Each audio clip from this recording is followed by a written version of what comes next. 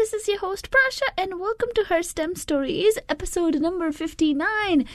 I want to give a shout out to people who have left us some amazing reviews on iTunes, so thank you so much. Johnny SU says, love the people who were interviewed. My favorite story was about the space geologist. Thank you, Johnny. And Verba says, love the topics you cover in the podcast. A must add to the queue. It's so important to highlight gender diversity and women in STEM. Thank you so much, guys, for giving us reviews. Please, if you're listening to this on Apple Podcasts, leave us a review. The more reviews we have, the more ratings we have, the easier it will be for our other people to find our show. So please help us out.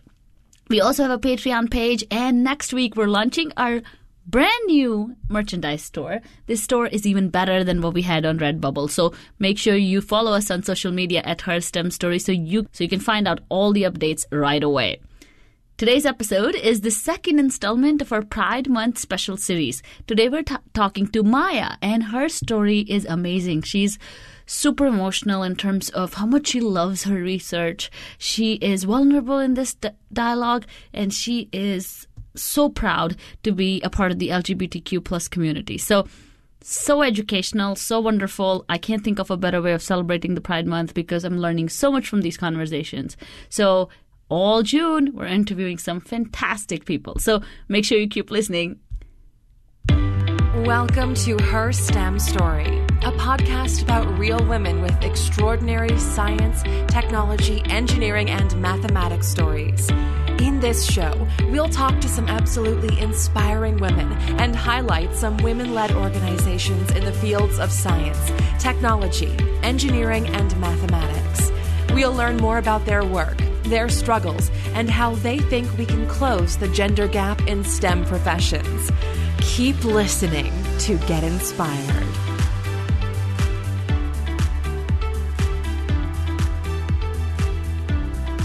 When you're unique, it's hard to get accepted. People face bullying all across the world for being different, and fitting in is not an option for all of us.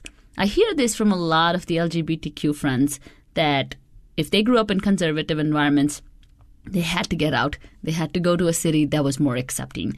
Our guest today, Maya DeGrood, had to do the same thing. She moved from a very conservative and small town where she was bullied as a child to pursue protein biochemistry degree, and now is waiting for her Master's of Science in Interdisciplinary Oncology from University of British Columbia.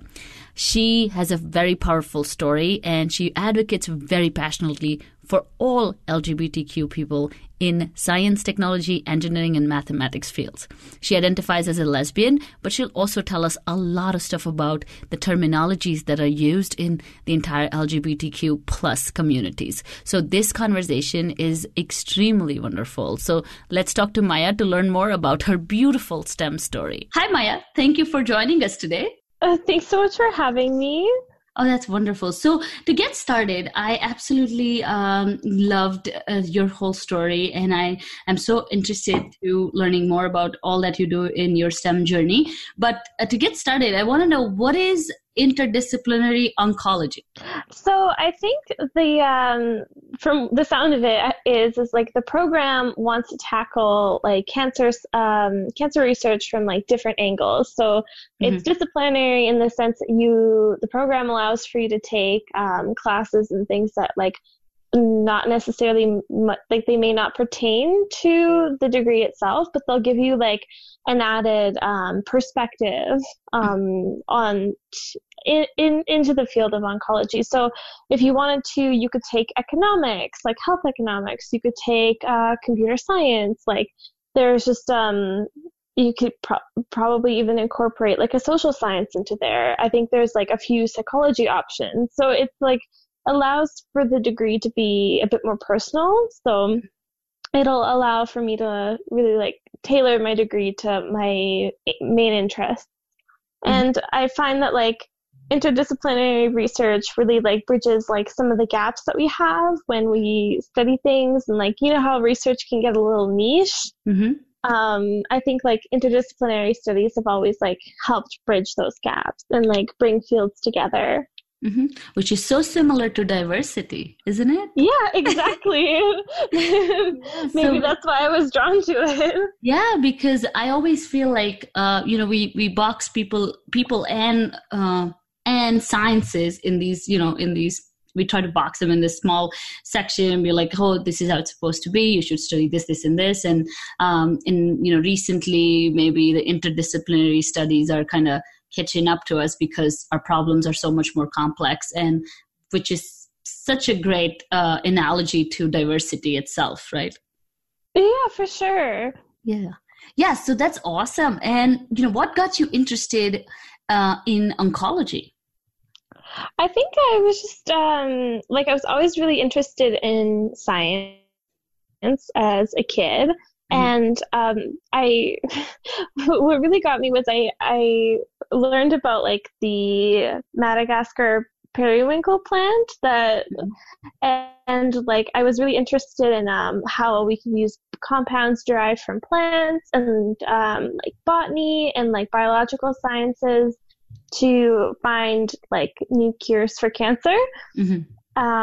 And I was like really intrigued by that, and it just hit me. I'm like, there's all these cures out there, they're just like waiting to be discovered, and it made me feel like there's like a lot of exploring to do.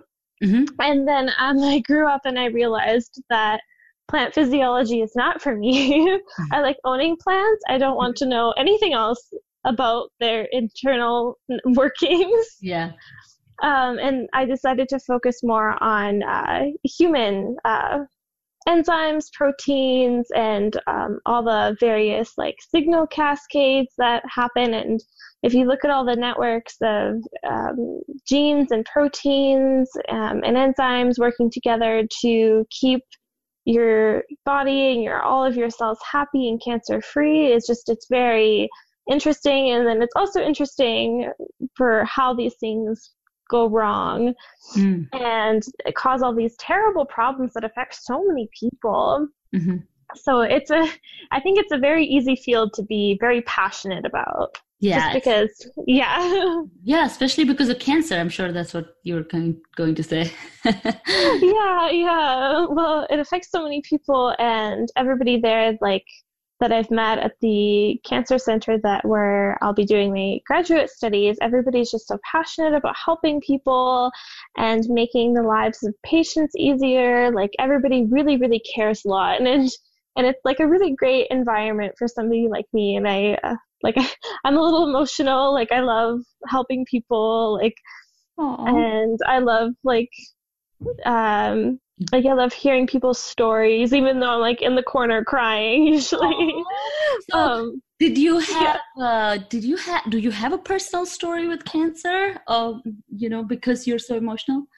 I think that like everybody knows somebody. Yeah. And I think that's what always like struck me. Like, I'm lucky that like my parents are cancer free, but like my grandparents always struggled with like skin cancer, colon cancer, all of these things, like, mm-hmm. And it like, and I know other people that have struggled, and like, it doesn't take a hard look to find somebody who's been affected by cancer. And I think it's just like such a problem that mm-hmm. that I really just wanted to help find solutions for it. And on top of that, it's just like, it lets us know so much more about our own bodies and our own cells. Like, through cancer, we've discovered all like this plethora of genes and enzymes that do all these really incredible things. And then to see when they go wrong, we learn so much about ourselves in the process. Yeah. No, I mean, I've lost a lot of family members to cancer, so I know. Oh, I'm sorry to hear that. Close to me in terms of, just the fact that it's such a deadly disease. And, it's so sad because the way it happened in our family, and I really don't want you to cry. I just want to tell you the story. But, and if you want to cry, then go for it, because I'm all for it. Because I know that people who are vulnerable are the most courageous people. And, if you can show your emotions, then that shows real courage and real passion. So I don't mean it I'll try my best to keep it together. Yeah, I just don't want you to have I want you to have a good time. So, but, going on that story, it was so sad because in my family, my grandma had it, but then she recovered. She had stage 1 breast cancer. Then my aunt had my father's sister, she got ovarian cancer, and that was stage 3. And they said, oh, she's not going to make it, blah, blah. And then finally she kind of, revives from it and fights through it for almost 6 years, which was, Oh, wow. And then my father gets diagnosed, about 4 years after my aunt gets diagnosed, and they tell him that it's stage 4 pancreatic cancer. No. And actually, they didn't even know it was pancreatic. So they just said it's unknown. Like they couldn't find it. It was so deep seated that they couldn't even find what cancer it was. And it was so late that they couldn't do a biopsy. And so we are thinking, we know 2 people like from the same family who have like beat this thing. So he's going to beat it. So like the worst thing I think in the whole thing was that we took it so, like we didn't take it lightly, but we were just like so numb to it. Like in terms of because so many people we know had it and kind of survived. We were like, sure, cancer, whatever, it'll go away, because it went away for the other 2 people. So so I feel like we're just getting very normalized with this term, which is such a deadly disease. So, just coming from personal experience, I'm so glad that people like you, so passionate, are working towards curing this disease someday. Yeah. And a lot of it I've come to learn, like we as scientists, we do our part, we do a lot, but like there's a lot of governmental work that needs to be done. There's a lot of administrative work that needs to be done. I learned that like if you get diagnosed with a cancer at a particular stage, you get prescribed a chemotherapy to treat the cancer at that stage. Sometimes like it doesn't get administered in time, and by the time that it's administered, it's like the cancer has progressed past the point at which the chemotherapy would be at its like most effective. And that just struck me as like such a problem. Like we have all these treatments and all these technologies that we're like we're working like all hours of the night. We're working on weekends to get these things going, and if they're not administered in time, then like kind of what's the point? So it like really hit hard for me. So at the same time as like I'm doing research, I would also like to advocate for like more infrastructure in the healthcare system, more government funding, like more public health initiatives, like really against privatization of the healthcare system, like all of these things. So and I think that's why like the interdisciplinary program is so interesting, because like you get to learn, if you want to, you can learn about that side of the healthcare system and all the inner workings that happen in hospitals, rather than just like learn about what happens in the lab. Which is so interesting because, I mean, you live in Canada, so you have good healthcare. I mean, think about the US. I know, it breaks my heart. It's impossible. It's like, I know someone who had cancer, they had leukemia, which is phenomenal at how far leukemia has come, I mean, leukemia, that sentence, and I know so many people who have lived past 20 years. But, leukemia, they had leukemia, and then their healthcare provider, they went for chemotherapy and radiation or whatever they needed. And then after 3 years of just doing these things, they were finally cancer free. But before, like 6 months before they were cancer free, the insurance company dropped them. They said, "Oh no, we won't keep you. You're too expensive." And the fact that they can do that is like mind blowing. Like, because where I come from, India, we have free healthcare. Obviously, if you need more, better medicine or whatever, you need to pay. But you do have a right to get treated, right? Even if it's the cheapest form of medicine. And then like for my father, he worked in the government. So then he had free cancer treatment. So like absolutely free. Like they didn't have to pay for anything. They would get the best medical attention.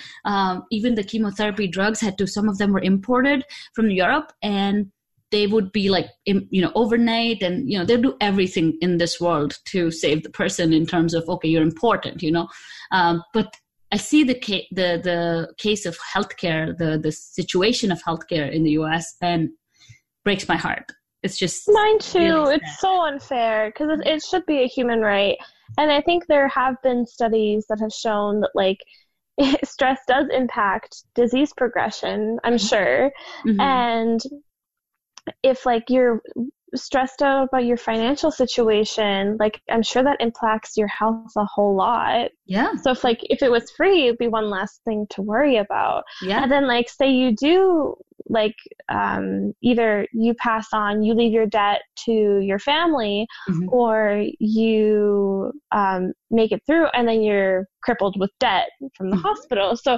it's very unfair. Yeah, and it's not even little debt. It's just hundreds of thousands of dollars. I mean, in the U.S., even myself, like I have healthcare and it's definitely expensive. But if I fall sick, like I am so nervous, like to even go to the doctor. I'm so nervous to even be like, oh my God, how much it's going to cost? Because all the costs are like hidden. Like they don't tell you till like a month after. So they will not deny you treatment, but they will not give you estimates or anything. And when you get the bill in the mail, you see health services, like all the line items just say services. So you don't even know what they're charging you for. So it's really messed up. So here, if you call 911 for, obviously for an emergency, and depending on what they do with you, if they take you to the hospital or, whatever happens, you end up paying like $1,000 to $1,500 out of pocket because no insurance covers 911. Can you believe that? That's crazy. I think here too, I think like insurance covers hospital charges, or no, like they do cover ambulances, but I've had like friends that have had to shell out like $300 for ambulance costs. Because not every insurance policy here covers that. The basic healthcare doesn't. At least in my province. Yeah, it's kind of weird. So, we have a long way to go when it comes to healthcare, for sure.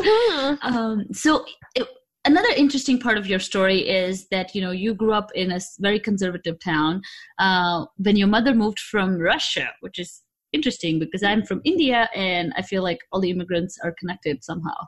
Oh, for sure. Yeah. I have a lot of friends that are like first generation immigrants and it's like a shared experience. I mean, granted though, like I'm very white, so I have a bit more privilege in that respect, but I think like, we all share like a common thread for sure. Yeah. So tell us a little bit about how that was, coming to how old were you? And then how was it kind of blending in with the Canadian culture? So I spent from the age of about 2 to the age of about 7 in Russia. And I remember a lot of it. Like I went to kindergarten, like I remember what it looks like. I mean, granted, I've been to visit since moving here, but even from then, like I have a lot of very like clear memories. And then my mom, she married a Canadian man, so she immigrated here eventually. And like Russia has not a lot of opportunities for women. Like there are definitely like female academics, but Canada just has a lot more to offer, and like the healthcare system is better, the government is less corrupt, all this stuff. So she basically moved here, like with knowing nobody over here but my dad, just so like us kids could have, a better life. So I'm really grateful for that. And we moved to, I wish we moved to a bit more of like an urban center, where like my mom could have found, because there are places where there are like community centers for like other cultures. But the place we moved to didn't have a Ukrainian or a Russian church. It didn't have a Russian community center or any of that stuff. So it was a bit hard for my mom. Like she gave up a lot of her culture And it still makes me, like, it's very sad that that had to happen. And her English still isn't very good. So, and she still gets mistreated for it. And it's just like, it's very terrible. Yeah. So I wish people were a bit more open. I think it was just because it was just such a small conservative town that they weren't as open to outsiders. Yeah, and that's prevalent in even in the US. I mean, people think about the US and they think all about New York and California and LA, and, you know, they forget all these little towns. So I've lived in a lot of little towns on the East Coast. And I have met people who have asked me questions like, do you have elephants in India? And you know, oh no, where do you park them? And where do the snakes live? And it's like, oh my God, like, you know, but you know, some of them, I mean, at least in my experience, didn't mean any harm. I think they were just curious, and the US education system is very, you know, very short-sighted. It doesn't educate them on any other country. Like when I was growing up, we had a class, like a geography class, where we would be taught about every single country. So we'd learn about Japan and, you know, what the people eat, what the people wear, where do they sleep, why do they have houses like they do, and, you know, so we were like taught a little bit more worldly in terms of, you know, our education. But here, you know, I ask my husband, I'm like, what's the capital of Cambodia? And he doesn't know. And I'm like, what's the capital of India? And he doesn't know. And I'm like, oh my God, like, why don't you know capital? But they don't, you know, so it's kind of really sad. Yeah, no, Canada too. I don't know the capitals to a lot of places. Yeah, they don't teach. Yeah, we had world capitals was a whole, like, a test, you know. You had to know so many capitals to pass it. Oh, man. Yeah, but I think it just opens your mind to other cultures and be more accepting of it. And I know going to college, going to school, you said that you were bullied, and, you know, it wasn't really a very kind place, and you kind of fell in love with science. So tell us a little bit about how you came about using science as your, you know, as your way to get out of all the negativity surrounding you. Yeah, I just, it was something that I was interested in at school, and I just, like, I went home, I, like, Wikipedia, like, and I read up on the things that I was interested in, and it sort of branched out to that. And when my mom was sort of like shooing me out of the house, I panicked, and I was like, well, if I want to learn more about cancer research, and I picked biochemistry because I figured that would from a Wikipedia search.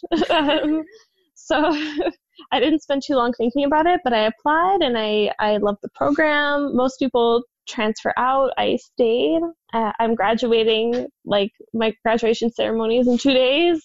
Yeah. So yeah, I'm very excited. And I don't know, it was sort of like a lot of things, like, it was a bit of an escape, and I've always, like, loved reading. I've loved learning about the world, and it just, yeah, I felt like it was, like, meant for me.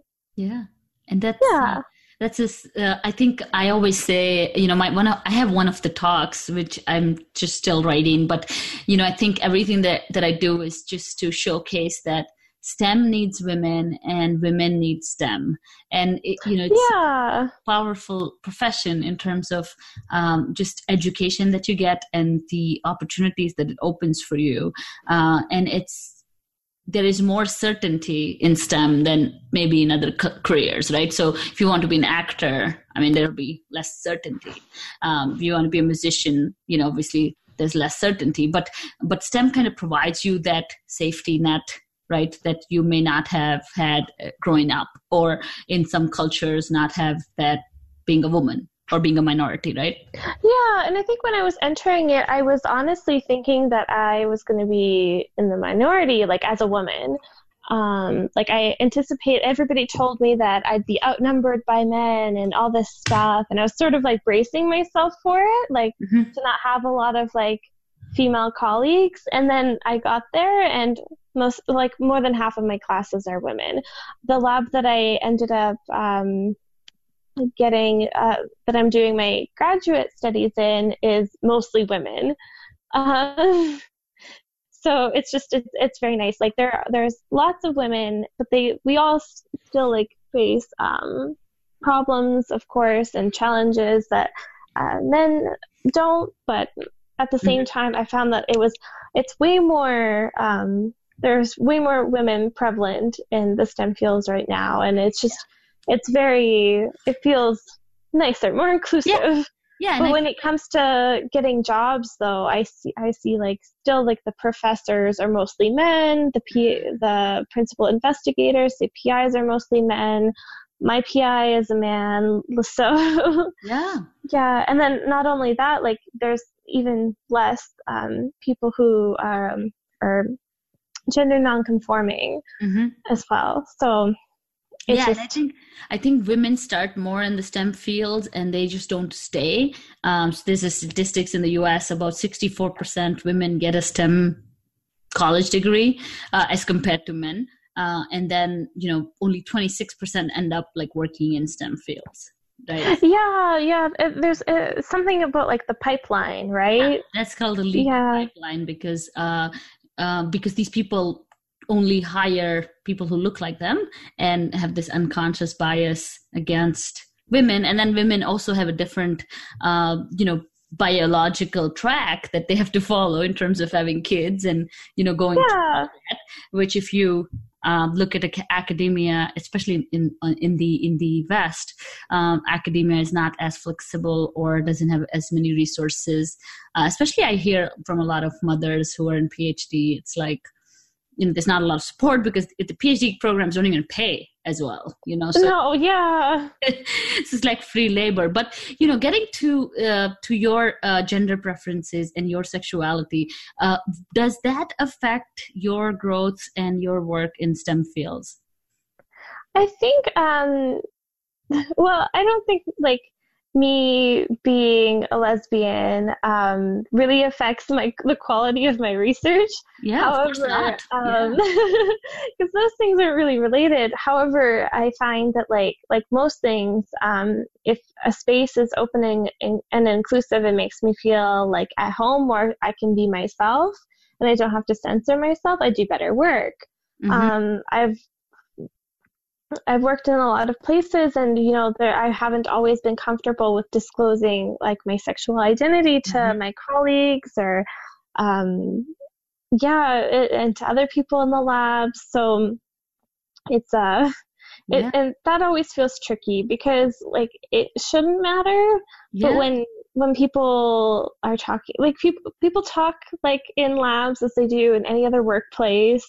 They talk about their one-night stands, they talk about their partners and all this stuff, and you are almost forced to talk about or to consider talking about your partners and your sexual identity.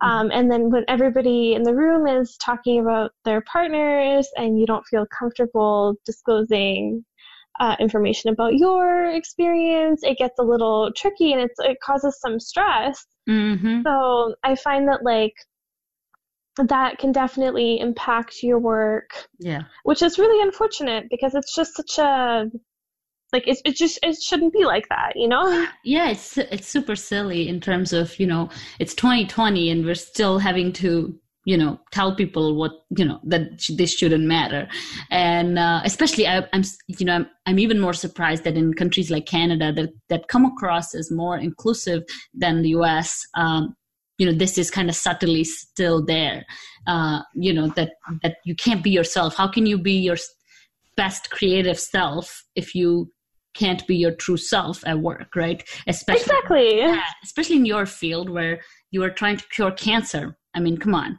for crying out loud, like we want you to be as creative as you can and, feel empowered every day that there's such big responsibility on your shoulders to help so many people that you're so passionate about. So this kind of shouldn't even matter.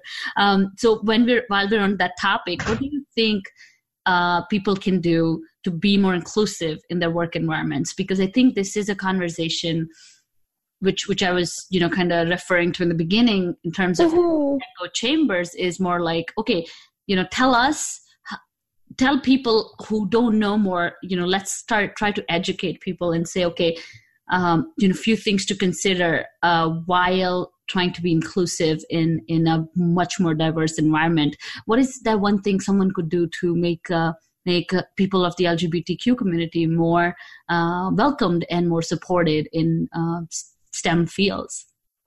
A big one for me is to just like never assume someone's gender or sexual identity, because you never know. Mm-hmm. And like I'm identify as a queer femme lesbian, but I like queer because it's more inclusive and it really breaks down some of the boxes that we sort of like lump ourselves into. Mm-hmm. But I think like I don't look like somebody who's queer, quote unquote. A lot of people tell me that, minus like sometimes I have a bright hair color, and then people sometimes wonder, which is kind of interesting. But I think like you should never assume. And when you're introducing yourself, it's good to like tell somebody your preferred pronouns. Mm-hmm. Just like it's really natural. I don't know why people make such a big deal about it. You say like, "Hello, my name's Maya. My pronouns are she, her," mm-hmm. and like that is something that you can helps gender nonconforming people and trans individuals as well. Mm-hmm. And to just always be respectful of people's pronouns, and then using gender neutral language is also always a safe bet. And I remember, I think my principal investigator was saying, and I think he said, like, everybody's partners are welcome. And like just hearing him say partner, like really, like it was so nice. Yeah.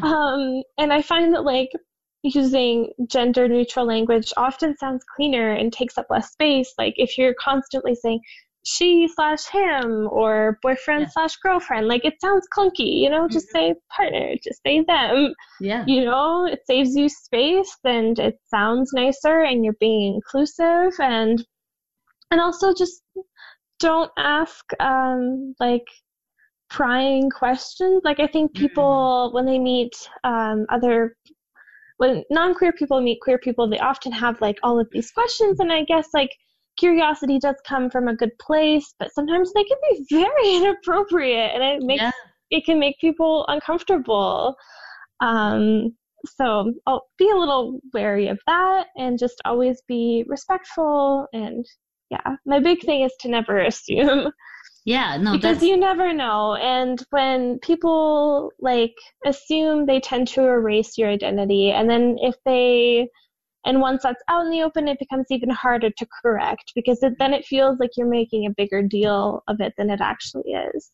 Mm-hmm. Yeah, no, I think it's just like not treating someone special in terms of, this is not your identity in terms of you're more than that, right? So if you have all conversations with that angle, it's not just insulting, but it's, it's like, okay, my other attributes don't matter at all, because all you're interested in, is my sexual orientation, which you would never do with a straight person, right? No. Yeah, so it's kind of interesting. But tell us, I'm curious, because I want to get educated. So tell me a little bit about, you said that you identify as queer, femme, lesbian. So tell us a little bit about what those different terms mean and how they're used. So queer has been sort of like this umbrella term that kind of, it encompasses all of the LGBTQIA plus community. There's just, the thing is like the acronym always grows longer, and I haven't really kept up. There's an S in there. I don't know what it stands for. It gets, oh, sorry, my cat is meowing. That's okay. So the acronym always grows because that's just how things work, and like new identities crop up, and that's perfectly normal. But queer to people like me means like it's more inclusive, and it's really breaking down those boxes so we can all be in this together. Yeah. And even within the LGBTQ community, there's there's people that like are exclusive of each other. Like there's biphobia, there's transphobia. Wow. There's a lot of this stuff that's really unfortunate. And I find that like queer just helps break those down, some of those boxes down. And that's why I like it. And then femme is just like feminine presenting. Okay. And then lesbian is pretty obvious. Yes. I think it's because a lot of people don't really know what queer means. That I just kind of it's easier. People know what it is. Yeah, they have less questions about it. Yes, and that's that's very interesting. And then and I think so sex and gender are often like conflated. Like people often may think that they mean the same thing when they're not. And so cis, if we go back to our organic chemistry knowledge, cis and trans are sort of opposites, you know? So trans just means that like you don't identify with the gender that was assigned to you at birth. That's typically associated with like the sex that you were assigned at birth. And it's very complicated, and I hate to step on any toes, and because I can't really speak for the trans experience because I am cis.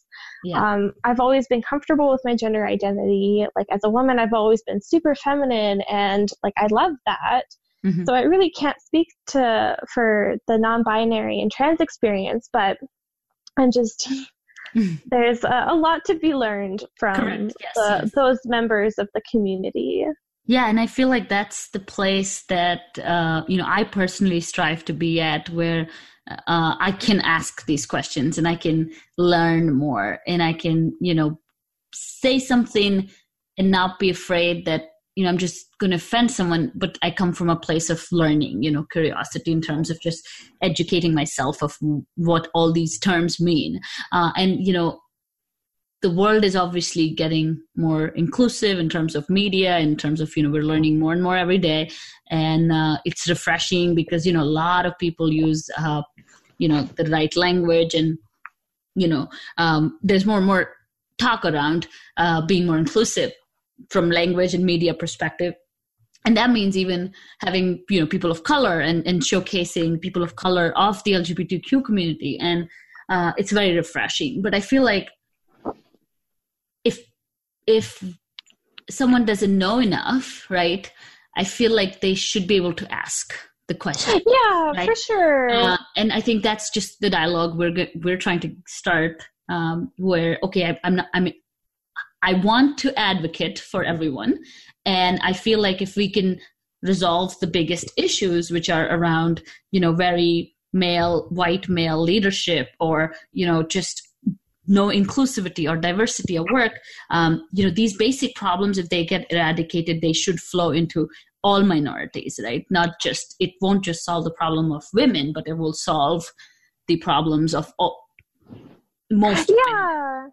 And I think like that's the whole problem with like white feminism. It's just like I as a white woman, you're often like you're just thinking about yourself, but like you have to unlearn that. Like there's other minorities besides you, like, and you have to think about others, and you have to be inclusive, and you have to, the most important thing is, I think, is to just listen. Yeah. And a lot of these resources are available online, and I think like a lot of minorities do hard labor educating people that are more privileged as to how they would like to be treated. But a lot of that work, like you have to listen. The resources that are out there, like you don't have to meet a lesbian to necessarily ask all the questions that you want to. Yeah. So, and the information is out there, and of course, like, ask away, but always in a respectful manner. Yes. But I also feel like, I get this question, and this is, again, not to stir any controversies, but just because I'm curious. A lot of people say this, that, okay, I need to find my niche, right? Because in terms of just, okay, if I'm a woman of color from India, I will be better off advocating for women of color from India. How do you allocate resources? Of course, one of them is just that fact that we're talking and we're trying to get these stories out. But I get this question a lot, and honestly, I don't have an answer, and that's why I bring this up. But I say, okay, if someone was to say, okay, I only have limited resources, and I can advocate for, quote unquote, my tribe, or I can advocate for something that I'm not educated in, that I don't know the issues and I don't know how I will be able to help the LGBTQ community. What do you think is that one thing that we all could do, irrespective of how many resources we have or not? And how can we break that barrier of, because I don't know anything, I can't advocate? Yeah, I think a lot of people get stuck there. Yeah. I know people. Yeah. Yeah, I've often wondered how can I help the trans people in my community? How can I help the people of color in my community? And I think it's just you have what we're doing now. You have to open up the dialogues. You need to open up your communities.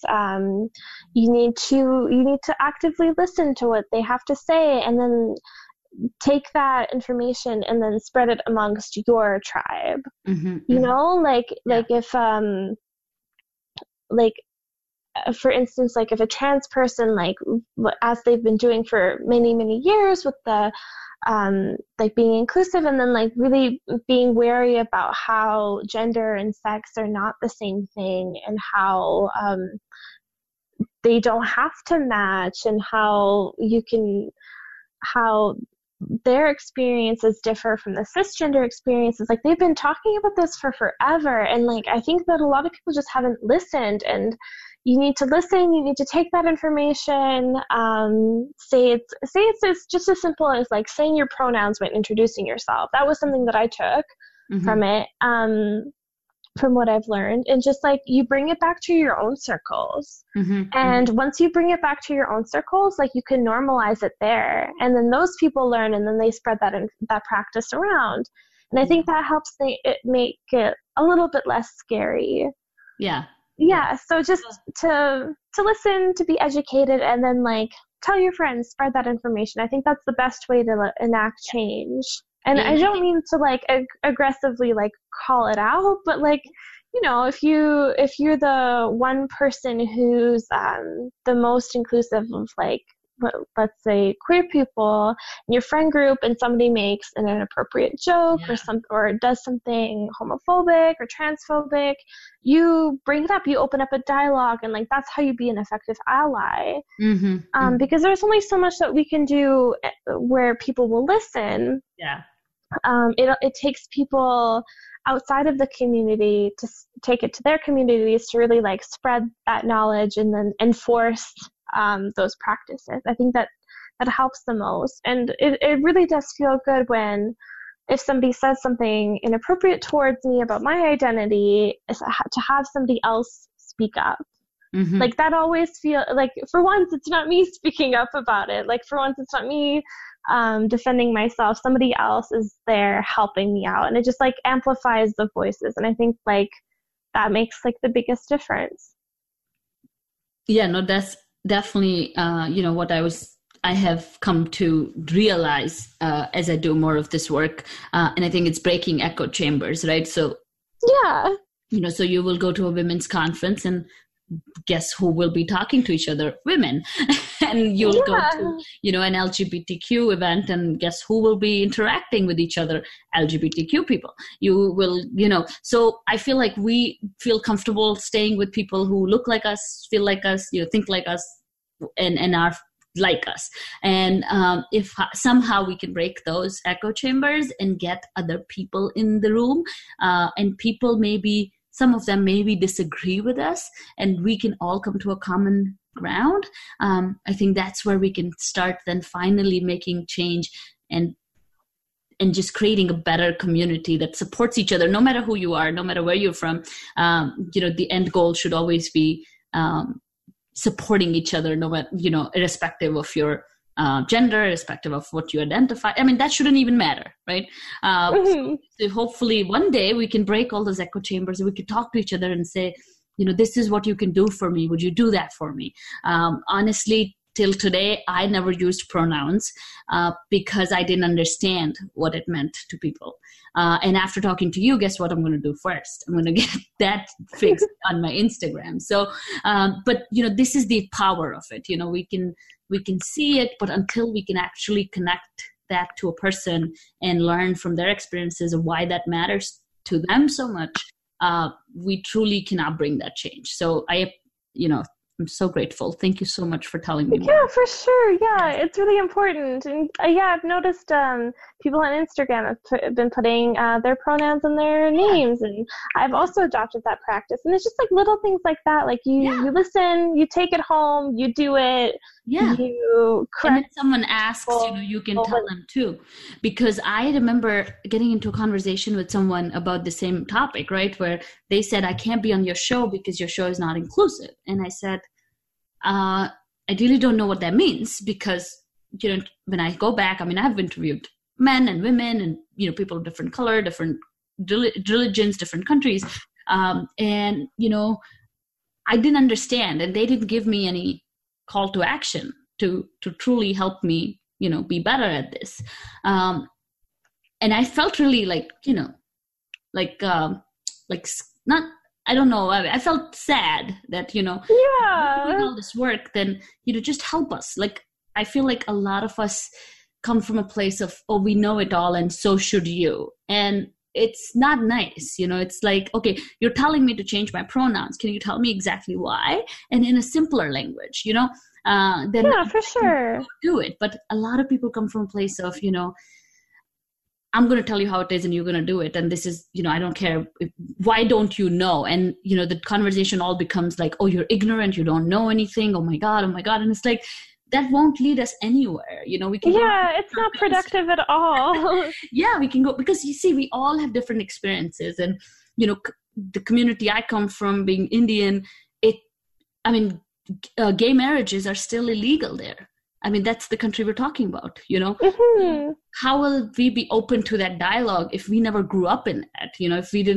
If we didn't have friends who were openly in the LGBTQ community. So I feel like everyone is coming from a different experience. And if we can just be kind to each other in both ways, saying, okay, if you don't know, I don't know your experiences. So if you're open to listen, as you said, then I can share that piece. And if you're not open to listening, then, good luck to you. That's you. But I feel like people come from so much negativity around the inclusivity topic. And we as women of color sometimes feel cornered that we're not doing enough. And we may not even know what are we supposed to do, right? So we look up to a lot of people to help us. You're doing too much. That's why we want people to show us the way. Thing I know. I know how to ask. So again, if there are any questions that felt like I was crossing the line, I was just really trying to understand how we can all work together. And I think you've made a great point that, it's just about listening and being respectful. But also if you want to ask, because, internet is a very shady place. So, nobody should trust all the resources that are online. Yeah. Always check your sources and like make sure that what you're getting from is from a credible source. And but it's also like, I think with the whole discourse thing, it's like it's more of like opening up a conversation. Yes. And like you have to allow yourself to be uncomfortable. Yep. Because I've said things to like my friends, like I've said like things to people of color before, like just really ignorant comments, and like whenever I'm corrected, I'm always like so like uncomfortable and I'm always so ashamed, but then I learn from it, like, and that's like I think the way that people grow, and you have to have an open mind. And but of course, like you can't just yell at people and expect them to follow suit without really telling them why. And no, that's I definitely agree. Like it's always just productive conversations are the way to go. I know, and I absolutely love it, because now I know what to do. Now I understand why to do it, because this is why the stories are so important, and this is why humanizing a lot of these issues is so important, and just using a lot of hashtags and just doing something because we think we should do something. But before we do something, I guess we should learn about each other and know more about how we can support. And I'm telling you, in the end, if we were just to sit together and make like a list of 10 things that bother us, they will all be the same. And there'll probably be a couple that will be different, but 8 of them would be literally the same kind of experiences we all must have felt at some point. Yeah, for sure. And it's all about like lifting each other up. And like, I know that like emotional labor is definitely not like the emotional labor that comes with educating people on our issues is not like equally divided. And I know that a lot of it falls on like in the LGBTQ community, it falls a lot on the trans people. Like it was trans people that started Pride. Like if it wasn't for them, we wouldn't have an LGBTQ community. And I know like women of color do a lot of advocating for women, and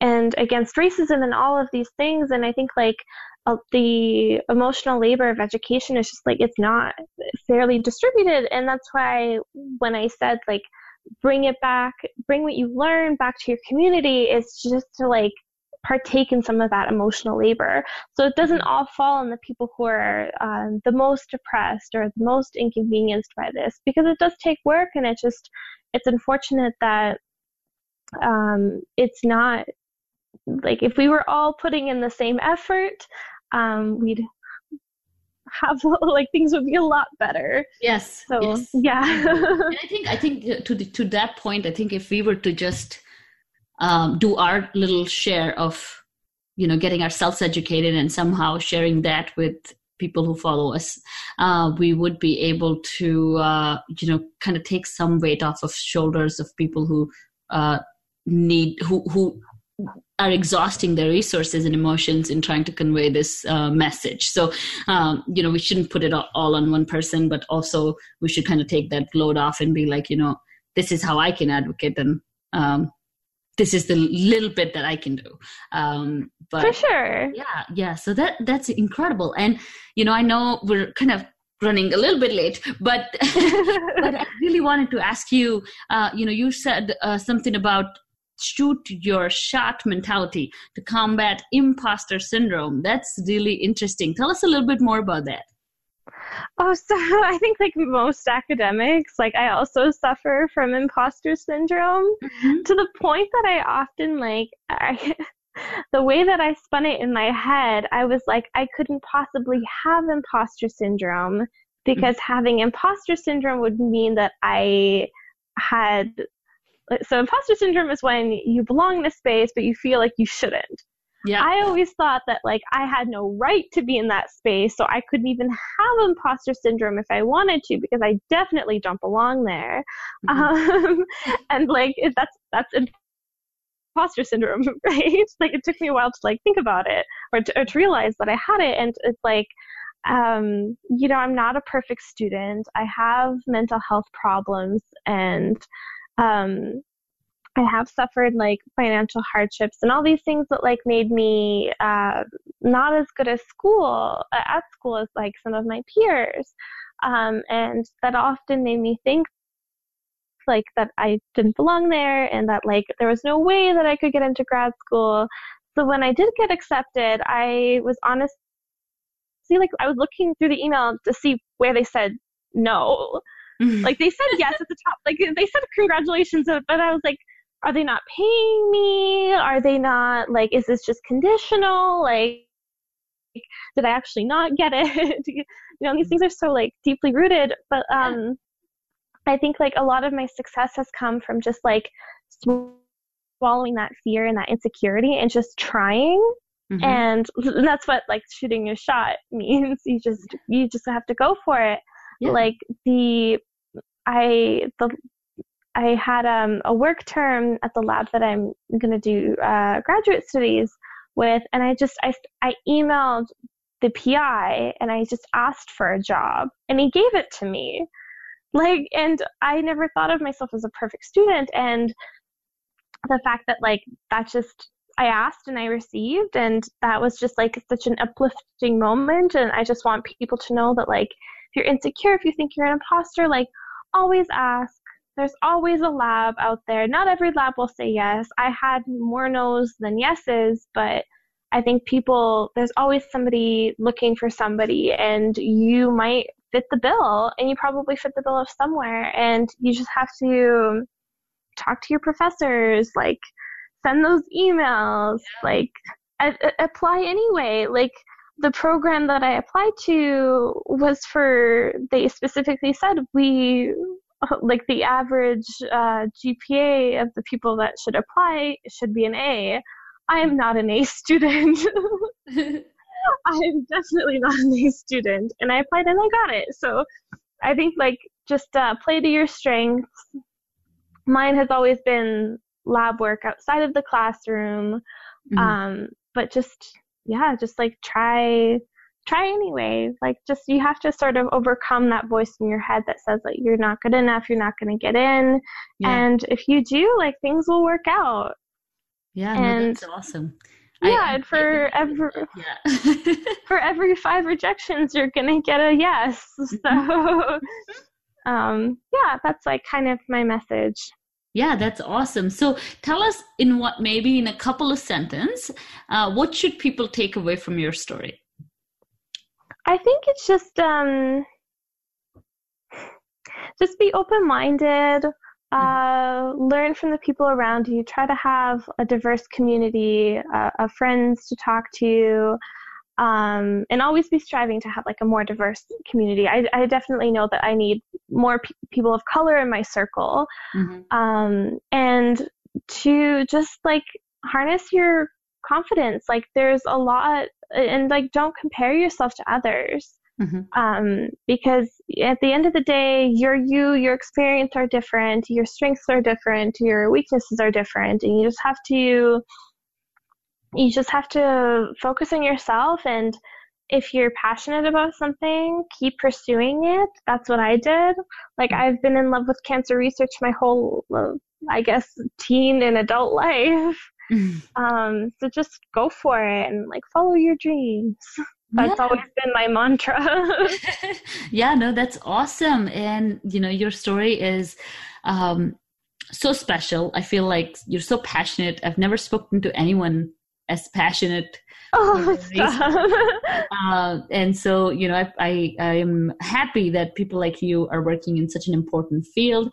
I also thank you for teaching us so much, especially me, because this, as you said, I mean, this is a topic that I don't want to come across as disrespectful, but I also want to open up that conversation. And as you said, have some uncomfortable conversations and learn from it and grow from it and listen more. So I apologize if I said anything that was insensitive.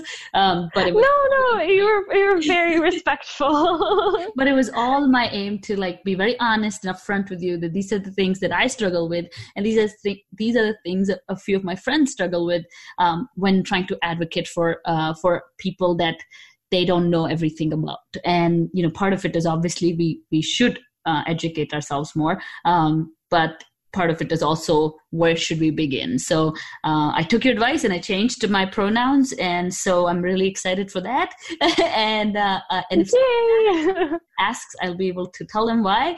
And before we let you go, I really want to know your favorite book. So I've been a philosophy nerd. Like, I almost switched my degree, actually. They wouldn't let me double major in philosophy. Otherwise, I would have. So I am a big fan of Friedrich Nietzsche. And my favorite book from him is The Gay Science, which I think is hilarious. That's not what it means, but I just love the name. I think in the German translation to English, it means joyful art would be a better translation, but gay science just sounds funny. Kind of encompasses kind of who I am.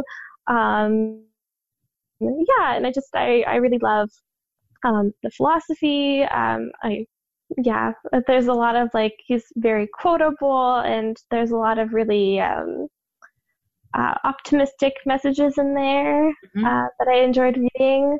I also have to say that I am reading a book on, I think it's called The Amazing Life of Henrietta Lacks, the woman of color where HeLa cells came from. And it's just, it's The Immortal Life of Henrietta Lacks. And it is fascinating. I'm like a quarter way through. I'm learning so much about her experience. And it's just like, that was kind of the dawn of cancer research. And just like, and it started with a woman of color, and her cells were taken from her. Her family doesn't get, like these cells are sold for thousands of dollars, and her family still struggles with financial burdens and this type of thing. And yeah, it's fascinating. I'm really enjoying that. I definitely recommend. Wow. That book. Like interesting book. Yeah. Yes. Yeah. Oh, that's awesome. Again, thank you so much, Maya, for taking the time and talking to us and telling us all about your STEM story. I just had a great time. Thank you. Thank you so much. Pressure, right? Did I say your name right? Okay, perfect. I was so nervous. I'm like, I'm going to get it wrong. That's okay. You won't be the first one. Perfect. Thank you so much. I really enjoyed our conversation. And that was Maya with her incredible STEM story. Please use the links in the episode notes to follow Maya and her amazing journey. Also use the link in the episode notes to follow resources that can help you become more inclusive in your workplace as well as in your life. Next week, join us to listen to the story of Vishakha Malaya, who is a computer scientist, a first-generation Indian American, an Instagram model, and an advocate for all minorities in STEM. This episode is everything because Vishakha is killing it. It's an incredible, incredible episode. So make sure you tune in again next Wednesday. If you like our show, please follow us on social media at Her STEM Story to get access to the latest news, the latest updates, and also support us on Patreon at Her STEM Story. A donation as little as $2 will help us grow our show and will help us bring more of these diverse stories in STEM fields. Thank you so much for listening. Bye.